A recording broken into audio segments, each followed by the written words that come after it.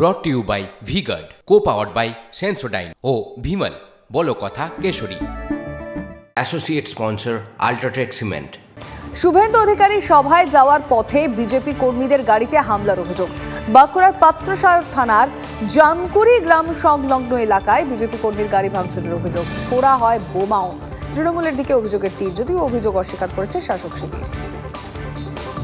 পার্সির জনসভায় শুভেন্দু অধিকারী জনসভা দলে যোগদান করার জন্য, কিন্তু আমরা গোটা রাস্তাটায় ভালোভাবে এসেছি, কিন্তু আমরা যখন হেতিয়া থেকে আগলা সাইডে ঘাট হয়ে জামকুড়ি ঢুকবো, সেই মুহূর্তে ওই মাঠের মাঝখানে একটা ফাঁকা জায়গা যেখানে শ্মশান আছে, সেখানে প্রায় 10-12 জনের মতো দুষ্কৃতী জড়ো হয়েছিল এবং বোমবাস করে এবং আমাদের গাড়ির কাঁচ ফাঁচ ভেঙে দেয় এবং আমাদের যতজন কার্যকর্তা ছিল প্রত্যেকেই আঘাত করে এবং এমন বোমবাস করে আমার হাতের এই জায়গাতে গুলি টুকরো লেগেছে এবং বোমের টুকরো লেগেছে এবং আমার গোটা শরীরে আমি আজকে আঘাত পেয়েছি।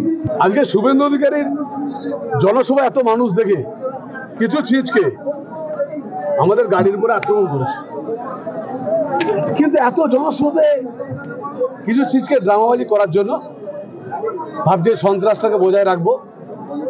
আমরা পাত্রসাহেব ব্লক থেকে, শুধুমাত্র একটা ব্লক থেকে আমরা 50,000 ভোটে জিতবো, গোটা লোকসভাতে আমরা 2 লাখের ভোটে জিতবো। আমি যেটা চোখের সামনে দেখেছি, আমাদের 7 জন আহত হয়েছে, দূর থেকে পাথর ছুঁড়েছে, গাড়ির কাঁচ ভেঙে দিয়েছে। বিজেপির মিটিং হবে, তৃণমূলের চোরগুলো চুপচাপ বসে থাকবে? তারা তো নেতাদের কাছে তাদের ক্ষমতা জাহির করবে। আমরা তাদেরকে দেখে রাখলাম, চিনে রাখলাম। আমরা এখন রইলাম যতক্ষণ না আমাদের কার্যকর্তারা বাড়ি ফিরছে। আমরা এখানে বাড়ি ফেরার পরে আমরা এখান থেকে যাব।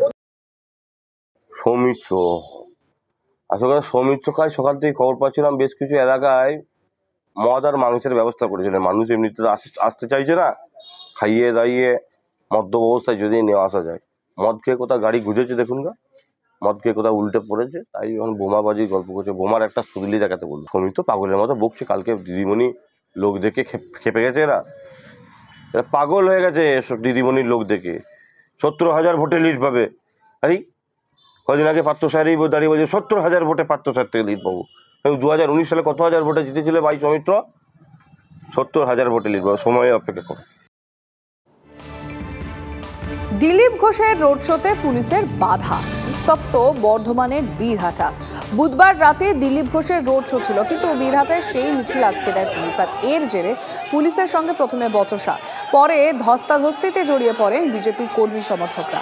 দিলীপ ঘোষের দাবি, রোড শোর জন্য অনুমতি চাওয়া হলেও পুলিশ দেয়নি। প্রতিবাদ জানাতে প্রতীকী পদযাত্রা করা হয় বলে দাবি বিজেপি প্রার্থী। আমরা এখানে রোড শোর জন্য পারমিশন চেয়েছিলাম, নিয়ম মতো 2-3 দিন আগে আমরা দিই, কিন্তু অজ্ঞাত কারণে ক্যান্সেল হয়ে যায়। এখান থেকে টিএমসির কোনো মিটিং হচ্ছে, তাই আমরা রোড শো পারমিশন পাবো না। শক্তিগড়েও তাই কাল রাত্রেবেলা ক্যান্সেল করা হয়েছে আজকের প্রোগ্রাম। তার প্রতিবাদ হিসাবে আমরা এখানে খানিকটা পদযাত্রা করলাম, যাতে কোনো প্রতীক নাই, মাইক নাই, তার কোনো পারমিশন লাগে না। আমি বাজারে ঘুরে লোকের সঙ্গে জনসম্পর্ক করতে পারি, সব জায়গায় করছি, তাতেও পুলিশের আপত্তি। তার প্রতিবাদ করেছি, যদি এরকম হয় তাহলে আমরা বিনা পারমিশনে সব জায়গায় প্রোগ্রাম করবো।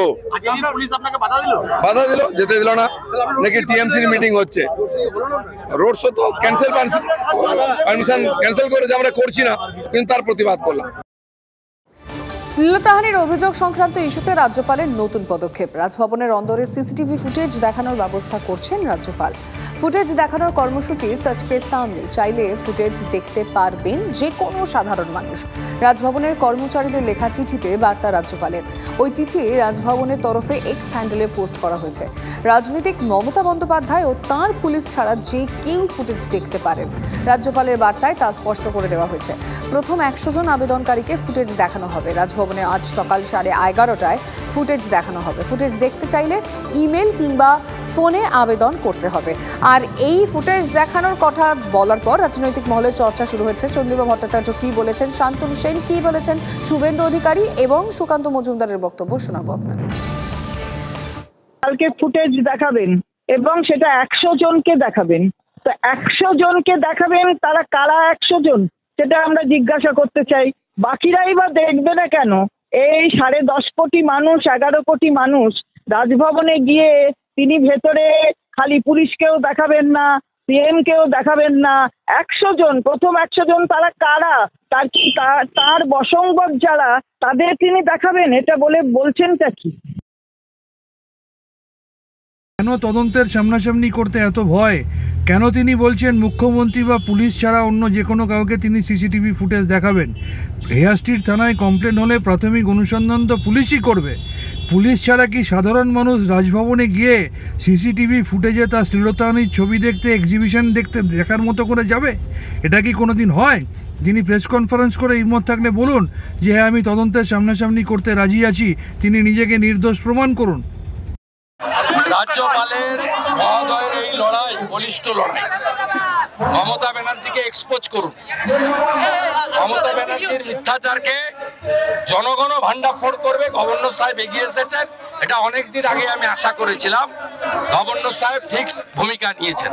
গভর্নর সাহেব এতদিনে বুঝেছেন এই রাজ্যের মুখ্যমন্ত্রী কি জিনিস। আমার মনে হয় এটা রাজভবনের বিষয়, এবং যেহেতু রাজ্যপালের পদ অত্যন্ত সম্মানীয় পদ, সেই পদ নিয়ে আমি কোনো মন্তব্য করবো না এবং বিষয় নিয়েও মন্তব্য করবো না। যেহেতু দেখার জন্য উনি বলেছেন, যে কেউ গিয়ে দেখতে পারে, কোনো অসুবিধা নেই। Brought to you by V-Guard, co-powered by Sensodyne ও ভিমল, বলো কথা কেশরী। Associate sponsor UltraTech cement.